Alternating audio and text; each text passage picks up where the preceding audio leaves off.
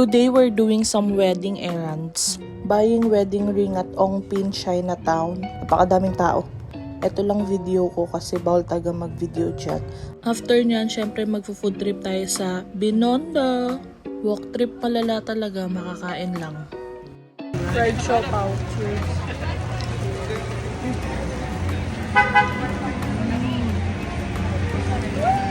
Stop. Stop. Parang ano siya. Parang Shanghai Tagan. 35 pesos isa. Sunod naman dito kami sa famous na kainan dito. Ayan, nag-full meal na kami dyan. Masarap naman. Para sa akin, medyo matabang. Ganun. Siyempre, di pa kami tapos. Maghanap naman ng dessert. Gosh.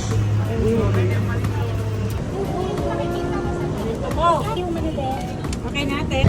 Tanghulo. Strawberry. And yung maraming version.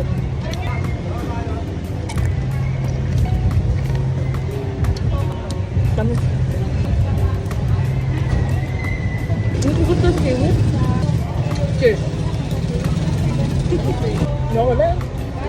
Kaya na lang. Dumami yung tao. Turn my spines. Oh my gosh.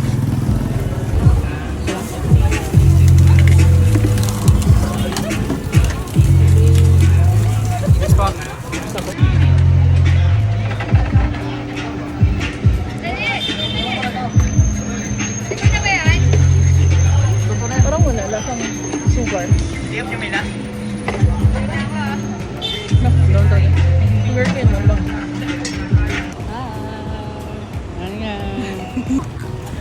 Tari kang araw. Ito, baby. Ayoko. Sud na ako. Oh. Ay, saging yung ano yelo eh. Sa akin wala akong ba. Pero dito. Ay, may nata. Yan, avocado. Nata.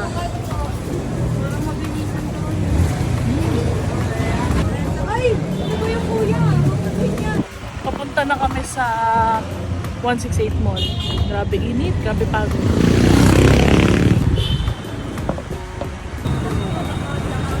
Andito na kami para sa first fitting ng aking gown. Syempre hindi ko napapakita yon, pero nagsukat din si Jobert para sa suit niya.